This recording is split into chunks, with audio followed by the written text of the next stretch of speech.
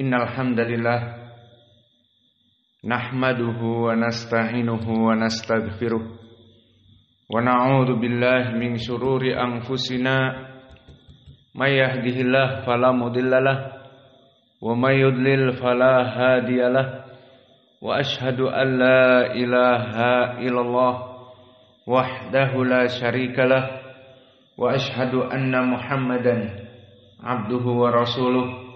Amma ba'da. Alhamdulillah, pada kesempatan hari ini ba'dal fajr, hari Selasa, awal hari dari bulan Ramadan dan awal hari kita berpuasa, maka kita akan masuk kepada kajian di Fakultas Ilmil Quran dari Qiraah Asyarah pada surat Al-Insan. Sebelum kita masuk kepada pelajaran, perlu diketahui urgensi dalam kita mempelajari cabang ilmu ini sangat penting. Pertama, madah yang kita pelajari adalah kalamullah. Maka Al-Quran adalah kalamullah yang diturunkan oleh Allah kepada Jibril dan Jibril kepada Nabi Muhammad.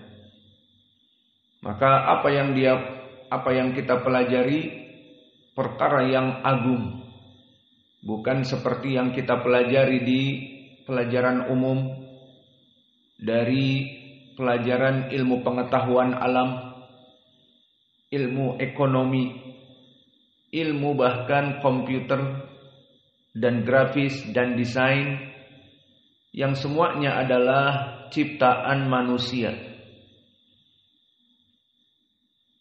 Namun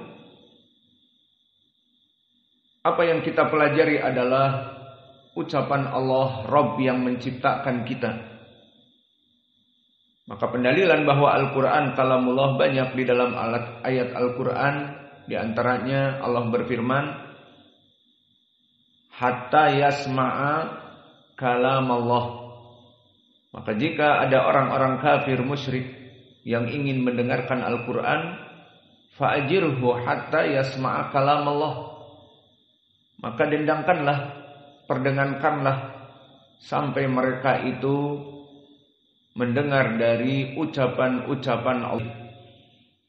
Namun jika ada orang yang telah mengajarkan pada suatu kaum, maka kewajiban itu runtuh dengan adanya orang yang mengajar tersebut. Maka orang yang mengajar di sini bagaikan pahlawan yang menyebabkan kepada kaum muslimin yang lain untuk tidak diiqab dan diadab oleh Allah Jalla wa'ala karena tidak mengajarkan ilmu ini. Maka keagungan dari ilmu ini adalah yang kedua, fardu kifayah, di mana kita mengajarkan dan belajar, di mana kaum muslimin yang lain tidak mempunyai ilmu seperti ini, maka mereka gugur dari kewajiban.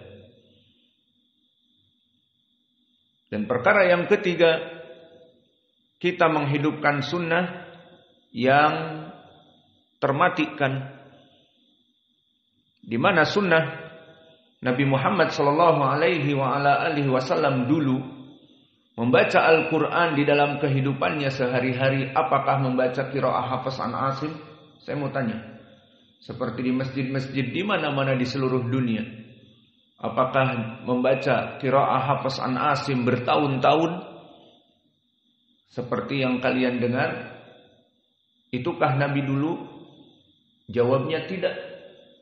Karena Hafs an Asim, Hafiz Ibnu Umar yang meriwayatkan dari Asim Ibnu Bahdalah belum lahir di zaman Nabi. Maka qiraah Hafiz an Asim di zaman Nabi tidak ada. Lalu dulu Nabi bagaimana membacanya? Apakah membaca seperti Hafiz an Asim yang antum hafal sekarang? Jawabnya tidak. Jika dikatakan bisa membacanya, namun dalam keadaan jelas tidak terus menerus. Maka dulu Nabi di saat dia hidup dia membaca Al-Quran dengan berbagai qiraah. Qiraah apa yang diturunkan? Sab'a qiraah. 7 dari dialek bahasa Arab. Maka bukan maknanya sab'a qiraah, qiraah sab'ah. Imam dari qiraah sab'ah. Seperti yang antum ketahui, Asim, Abu Amr, dan yang lainnya, tidak, bukan itu. Tetapi makna sab'a ahrufin adalah 7 dialek bahasa Arab. Berarti gambarannya bagaimana? Al-Quran diturunkan oleh Allah dengan bahasa Arab, bukan bahasa Inggris, dan bukan bahasa Indonesia, dan juga bukan bahasa Minang. Maka Al-Quran diturunkan dengan bahasa Arab. Seperti Allah berfirman, bilisanin arabiyyin mubin. Al-Quran itu diturunkan dengan lisan Arabi yang sifatnya mubin. Dan begitupun di ayat yang lain, inna anzalnahu Qur'anan Arabiyyan. Bahwa kami menurunkan Al-Quran, kata Allah, Arabiyyan, dalam keadaan berbahasa Arab.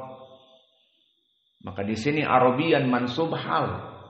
Kalau tadi bilisanin arabiyyin mubinin sifat. Maka Al-Quran diturunkan dengan bahasa Arab yang mubin, yang fasih. Ini sifat. Inna anzalnahu Qur'anan Arabiyyan. Kami menurunkan Al-Quran Arabiyan dalam keadaan berbahasa Arab. Ini hal, keadaan. Maka disifatkan di dalam 2 ayat ini Al-Quran diturunkan dengan bahasa Arab. Dan begitu pun ditulis dengan bahasa Arab. Tidak diturunkan bahasa Arab kemudian ditulis dengan bahasa Cina atau bahasa Indonesia, tetapi ditulis dengan bahasa Arab. Maka telah datang athar-athar yang sahih bagaimana dulu para sahabat menulis dengan bahasa Arab dan disebutkan tulis dengan tulisan Quraisy. Qiraah didahulukan dari Quraisy. Dan adapun pendalilan bahwa qiraah yang dulu dibaca oleh Nabi tidak seperti di masjid-masjid sekarang, semenjak didirikan masjid 20 tahun, 30 tahun qiraahnya Hafiz an Asim. Tidak. Tetapi Nabi membaca qiraah yang diturunkan dari Jibril. Mana pendalilannya bahwa Nabi membaca beragam-ragam, bukan satu qiraah? Hadis yang diriwayatkan oleh Imam Al-Bukhari dari Umar Ibnul Khattab, di mana Umar Ibnul Khattab mendapati Hisham Ibnul Hakam dalam keadaan membaca Al-Quran di awal suratil Furqan. Kemudian Umar mendengarnya dan dia sudah tidak sabar untuk membawa Hisham ke Nabi. Seperti itu sifatnya Umar, yang keras dan sangat baik kepada kebenaran. Sangat keras kepada kebenaran baik. Namun keras, sumbu pendek, mudah marah kepada perkara-perkara yang selain dari kebenaran Al-Quran, maka ini buruk. Maka di sini Umar radhiyallahu anhu langsung membawa Hisham Ibnul Hakam kepada Nabi. Dan dikatakan, ya Rasulullah, hada Hisham yaqra Al-Quran, menjadi imam dengan qiraah yang belum pernah aku dengar darimu ya Rasulullah. Aku menghafal darimu lain selain dari ini. Maka dikatakan oleh Nabi, Iqra ya Hisham. Maka dibaca oleh Hisham. Setelah dibaca awal surat Al-Furqan, apa jawaban Nabi? Hakadal Qur'an unzila. Maka demikianlah Al-Quran itu diturunkan. Dan kemudian Nabi mengatakan, coba kamu baca wahai Umar. Karena dia yang protes. Maka Umar membaca. Dan apa kata Nabi? wa hakadzal Qur'an unzila. Maka demikian pula Al-Qur'an diturunkan seperti yang engkau baca wahai Umar. Syahidnya di sini Al-Qur'an dalam surat yang sama, Al-Furqan dan yang lainnya, diturunkan dalam berbagai qiraah. Dan Nabi mengajarkan kepada para sahabat di dalam salatnya ataupun di tulisan dari surat yang diturunkan, karena Nabi tidak baca tulis, disalin dan didengar dan ditulis oleh para sahabat dengan berbagai qiraah. Maka di sini wajah pendalilannya jelas bahwa Nabi tidak membaca dengan qiraah Hafs an Asim yang bertahun-tahun seperti di masjid-masjid yang ada. Tetapi Nabi membaca surat Al-Furqan dengan qiraah yang datang dari Jibril dengan sab'a ahruf. Maka Umar mendengar dengan qiraah yang lain dan Hisham mendengar dengan qiraah yang lain pula. Faham tum? Khusyuk banget tuh. Maka di sini menjadi poin pendalilan bagi kita bahwa Nabi membaca Al-Quran tidak dengan qiraah Hafs an Asim saja bertahun-tahun, tetapi Nabi membaca seperti yang diturunkan Jibril kepadanya. Kemudian setelah itu di hadis Al-Bukhari tadi berkata Nabi Muhammad sallallahu alaihi wasallam, "Innal Qur'ana unzila ala sab'a ahrufin. Faman qara'a minha faqad asaba." Maka Al-Quran itu diturunkan dengan 7 dialek Arab. Yang diinginkan sab'ah ahrufin bukan qiraah sab'ah.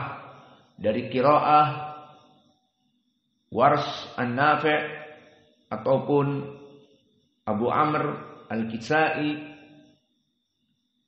Hamzah az-Zayyat dan yang lainnya bukan. Tetapi dia diturunkan dengan 7 dialek Arab. Barang siapa yang membacanya dari 1 dialek saja, seperti yang kita baca dari Hafs an Asim, seperti yang kita baca dari Warsh an-Nafi', seperti yang kita baca dari As-Susi an Abi Amr, seperti yang kita baca dari Ad-Duri anil Kisai, seperti yang kita baca dari Ya'qub al-Hadrami, dan seterusnya. Maka ini telah benar. Maka di sini menjadi pendalilan bagi kita bahwa orang-orang yang mempelajari qiraah dia sangat jarang sekali. Dari segi ilmu sangat jarang, apalagi ahli sunnah yang mempelajarinya. Maka ilmu ini terus tahun demi tahun dipelajari. Namun sedikit sekali dari ahli sunnah yang mempelajarinya. Kebanyakan dipelajari oleh Al-Azhariyun di Mesir dan mereka dari kelompok As-Sufiyah ataupun Ikhwanil Muslimin. Dan begitu pun di Indonesia banyak seperti di Jakarta atau di Bogor dijadikan pengajaran-pengajaran, namun kebanyakan dari kelompok As-Saruriyah ataupun kelompok Al-Azhar. Maka kita sebagai ahli sunnah yang menghidupkan sunnah, yang mengaku mencintai Nabi dan para sahabat dan berpegang Al-Quran dan sunnah sesuai kepada pemahaman as-salafus saleh, kita lebih aula untuk mengambil ilmu ini. Dan ini menjadi cambuk bagi para ahli sunnah, tidak bermalas-malasan dengan ilmu dan tidak meninggalkan beberapa ilmu. Maka ini tantangan bagi kita untuk mempelajarinya. Maka pendalilan yang lain disebutkan juga di dalam Musnad Imam Ahmad dan disahihkan oleh Syekh kami Muqbil di Musnad Ubay ibnu Ka'ab, bahwa berkata Ubay, di saat aku bersama Nabi tiba-tiba diturunkan wahyu. Maka Nabi Muhammad diturunkan wahyu dalam keadaan diketahui oleh para sahabat. Maka akhirnya Nabi membaca ayat mengulang dari ucapan Jibril. Maka diperdengarkan kepada Ubay. Lalu Ubay mencatatnya dan Ubay mengatakan, ini nomor atau ini qiraah yang pertama ya Rasulullah. Ini qiraah yang keberapa? Kedua atau ketiga? Karena Nabi mengulang-ulang satu ayat diulang dengan dialek Arab.